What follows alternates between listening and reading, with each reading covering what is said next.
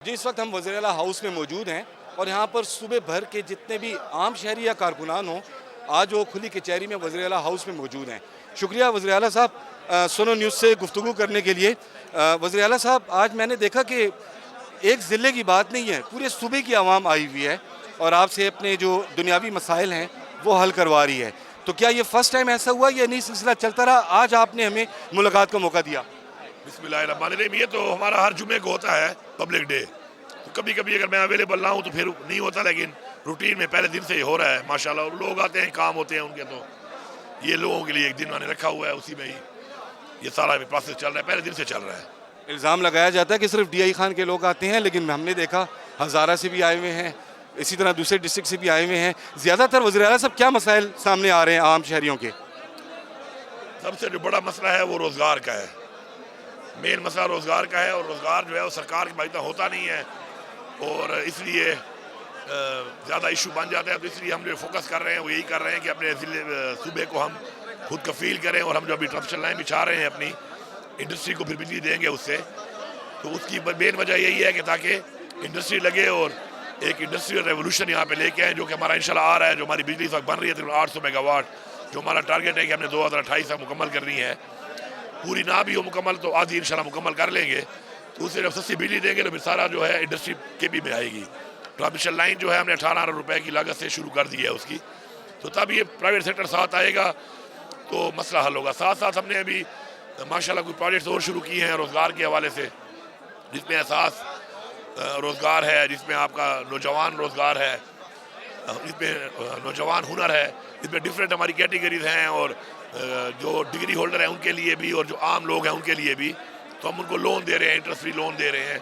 वो किसी हमने शुरू किया है कि लोग अपना कारोबार खुद कर सकें।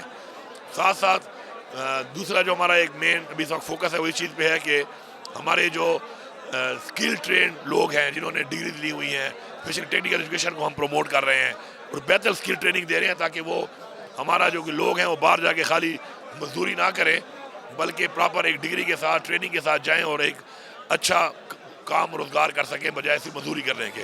उसमें भी काफ़ी हम इन्वेस्ट कर रहे हैं। हमारे भी 2 प्रोजेक्ट शुरू हैं उसके ऊपर, अपने लोगों को ट्रेन करके प्रॉपर उस स्टैंडर्ड के मुताबिक जो बाहर ज़रूरत है जिस स्टैंडर्ड की, तो उसके ऊपर ट्रेन करके लोगों को बाहर भी हम इंशाल्लाह भेज रहे हैं। सरदार साहब, आपने कहा कि रोज़गार की ज़्यादा मेरे पास प्रॉब्लम्स आ रही हैं और आप हल कर रहे हैं।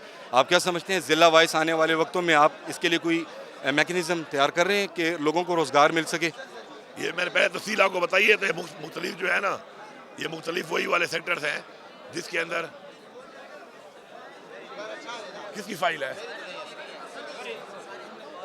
अच्छा वज़ीर आला साहब, कितना स्पेस आपको खान साहब की गिरफ्तारी और अडयाला जेल के बाद दिखाई देता है? इस वक्त आप वज़ीर आला भी हैं, इस वक्त आप जो हैं पार्टी के भी सीनियर रहनुमा हैं और अपने ही पार्टी के अंदर नाराज़ लोगों को भी आप टैकल कर रहे हैं और कारकुनों को भी चला रहे हैं। कितनी मुश्किलात आपको सामने आ रही हैं? खान साहब भी नहीं, वो स्पेस भी है।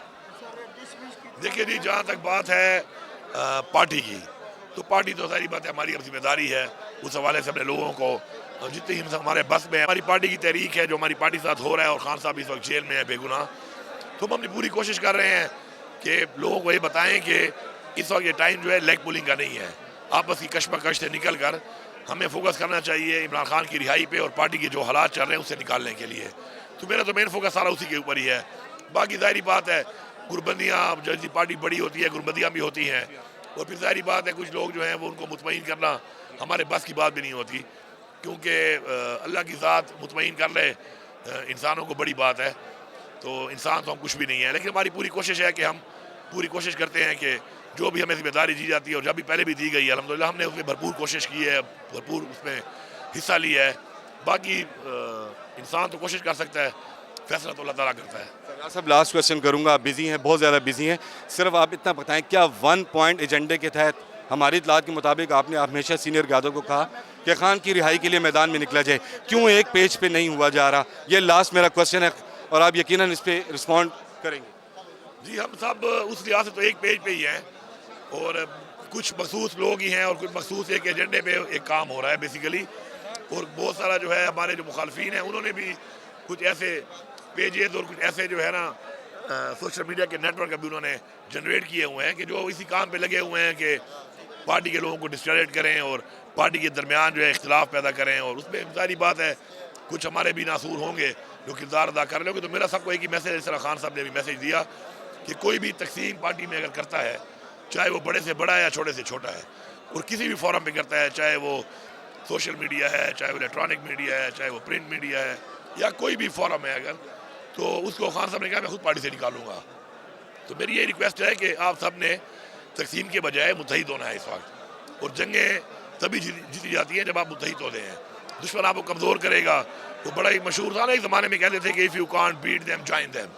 फिर एक और चीज़ आई कि if you can't beat them divide them, कि डिवाइड। और अब एक और चीज़ भी अब आ गई है सोशल मीडिया के ज़माने में कि if you can't beat them confuse them. तो अब ये होते होते अब डिवाइड के बाद कन्फ्यूज़ भी करते हैं लोगों को।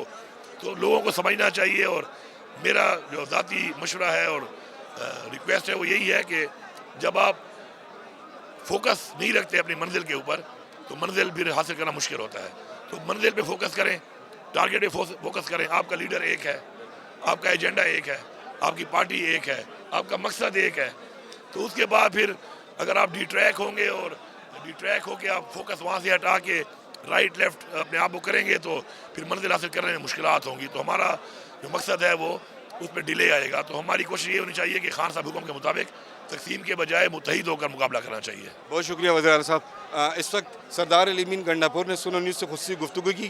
पूरे सूबे के जो यहाँ पर लोग आए हुए हैं, ज़्यादातर रोज़गार की प्रॉब्लम्स हैं, और उसके लिए ही आज इक़दामात उठाए जा रहे हैं। जी।